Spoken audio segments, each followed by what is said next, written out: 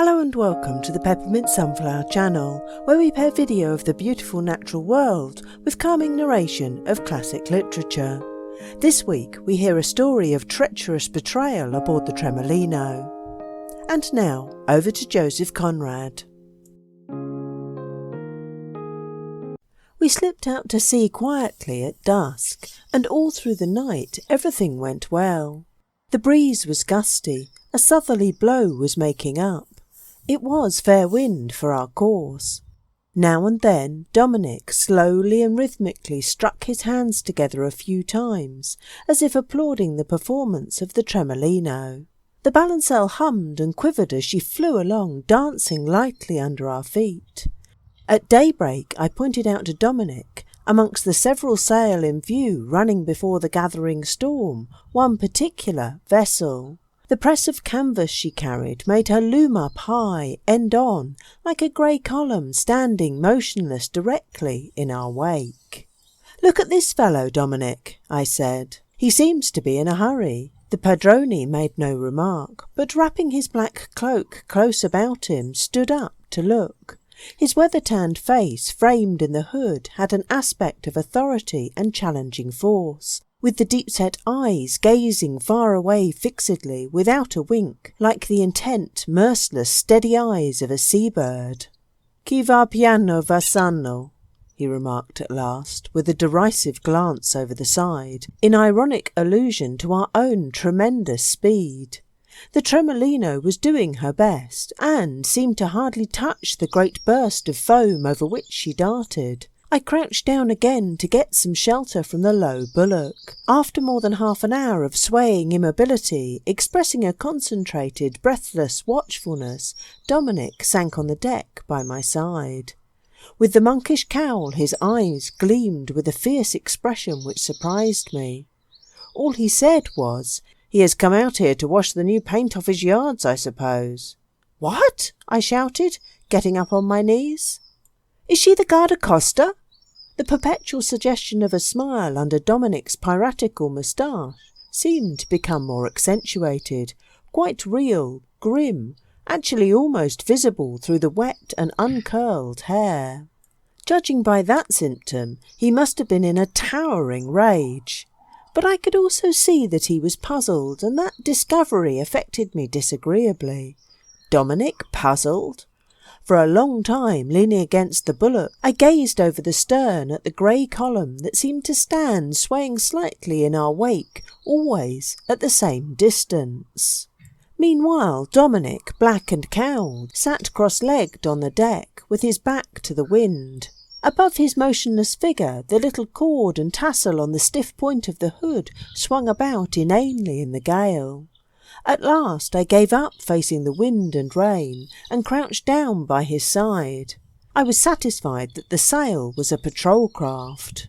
Her presence was not a thing to talk about, but soon, between two clouds charged with hail showers, a burst of sunshine fell upon her sails, and our men discovered her character for themselves.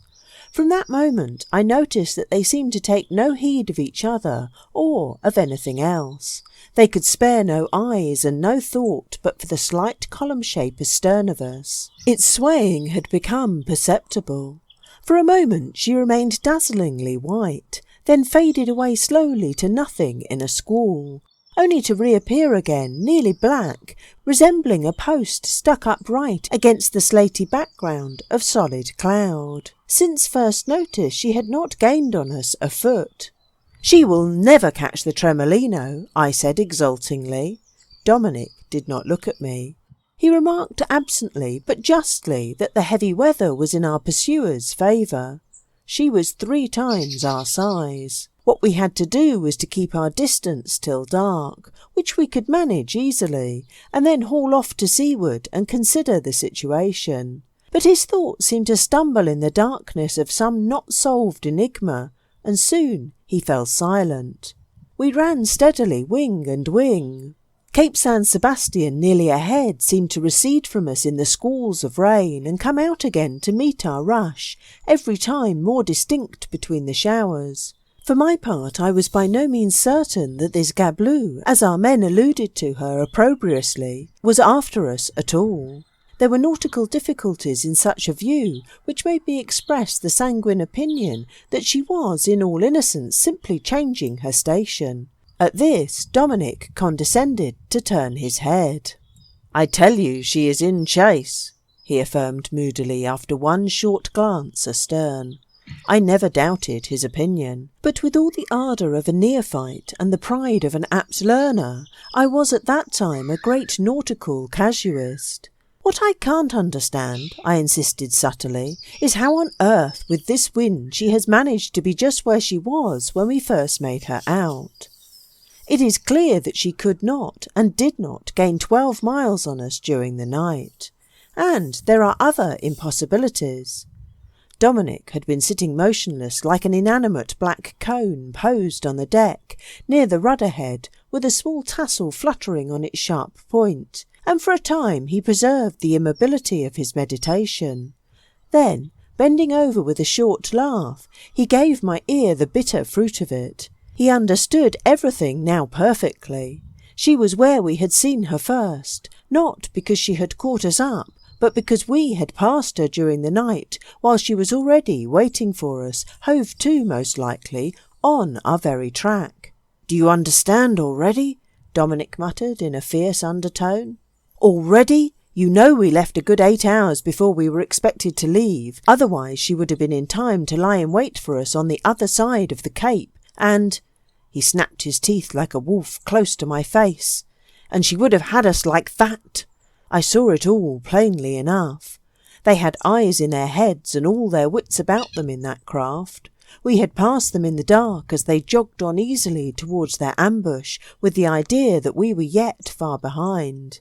At daylight, however, sighting a balancelle ahead under a press of canvas, they had made sail in chase. "But if that was so, then—" Dominic seized my arm. Yes, she came out on an information. Do you see it? On information. We have been sold, betrayed. Why? How? What for? We always paid them all so well on shore." "No, but it is my head that is going to burst." He seemed to choke, tugged at the throat button of the cloak, jumped up open-mouthed as if to hurl curses and denunciation, but instantly mastered himself, and wrapping up the cloak closer about him, sat down on the deck again as quiet as ever. "Yes, it must be the work of a scoundrel ashore," I observed. He pulled the edge of the hood well forward over his brow before he muttered, "A scoundrel. Yes, it's evident." "Well," I said, "they can't get us, that's clear." No, he assented quietly, "they cannot. We shaved the Cape very close to avoid an adverse current. On the other side, by the effect of the land, the wind failed us so completely for a moment that the Tremolino's 2 great lofty sails hung idle to the masts in the thundering uproar of the seas breaking upon the shore we had left behind. And when the returning gust filled them again, we saw with amazement half of the new mainsail, which we had thought fit to drive the boat under before giving way, absolutely fly out of the bolt ropes. We lowered the yard at once and saved it all, but it was no longer a sail, it was only a heap of soaked strips of canvas cumbering the deck and weighting the craft. Dominic gave the order to throw the whole lot overboard.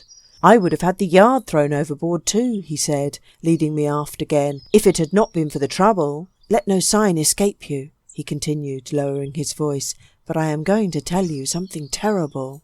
Listen. I have observed that the roping stitches on that sail have been cut. You hear? Cut with a knife in many places. And yet it stood all that time. Not enough cut. That flap did it at last. What matters it? But look, there's treachery seated on this very deck. By the horns of the devil, seated here at our very backs. Do not turn, Senor." We were facing aft then. "What's to be done?" I asked, appalled. "Nothing. Silence. Be a man, Senor." "What else?" I said. To show I could be a man, I resolved to utter no sound as long as Dominic himself had the force to keep his lips closed. Nothing but silence becomes certain situations. Moreover, the experience of treachery seemed to spread a hopeless drowsiness over my thoughts and senses. For an hour or more we watched our pursuer surging out nearer and nearer from amongst the squalls that sometimes hid her altogether. But even when not seen, we felt her there like a knife at our throats. She gained on us frightfully, and the Tremolino, in a fierce breeze and in much smoother water, swung on easily under her one sail, with something appallingly careless in the joyous freedom of her motion. Another half-hour went by. I could not stand it any longer. "They will get that poor bark," I stammered out suddenly, almost on the verge of tears. Dominic stirred no more than a calving. A sense of catastrophic loneliness overcame my inexperienced soul. The vision of my companions passed before me. The whole royalist gang was in Monte Carlo now, I reckoned, and they appeared to me clear-cut and very small, with affected voices and stiff gestures, like a procession of rigid marionettes upon a toy stage. I gave a start. What was this? A mysterious, remorseless whisper came from within the motionless black hood at my side. "Il faut la tuer." I heard it very well. "What do you say, Dominic?" I asked, moving nothing but my lips. And the whisper within the hood repeated mysteriously, "She must be killed." My heart began to beat violently. That's it?" I faltered out. "But how?" "You love her well?" "I do." "Then you must find the heart for that work too. You must steer her yourself, and I shall see to it that she dies quickly, without leaving as much as a chip behind." "Can you?" I murmured, fascinated by the black hood turned immovably over the stern, as if in unlawful communion with that old sea of magicians, slave-dealers, exiles and warriors, the sea of legends and terrors, where the mariners of remote antiquity used to hear the restless shade of an old wanderer weep aloud in the dark. "I know a rock," whispered the initiated voice within the hood secretly. But caution, it must be done before our men perceive what we are about. Whom can we trust now? A knife drawn across the fore halyards would bring the foresail down, and put an end to our liberty in 20 minutes, and the best of our men may be afraid of drowning. There is our little boat, but in an affair like this no one can be sure of being saved." The voice ceased. We had started from Barcelona with our dinghy in tow. Afterwards it was too risky to try to get her in, so we let her take her chance of the seas at the end of a comfortable scope of rope. Many times she had seemed to us completely overwhelmed, but soon we would see her bob up again on a wave, apparently as buoyant and whole as ever. "I understand," I said softly. "Very well, Dominic. When?" "Not yet. We must get a little more in first," answered the voice from the hood in a ghostly murmur. Thank you for listening. I hope you enjoyed both the chapter and the video. If you have any suggestions for classic books you would like to hear read on this channel, please drop a note in the comments below. Episodes are uploaded every Sunday. Please do subscribe to make sure you don't miss them.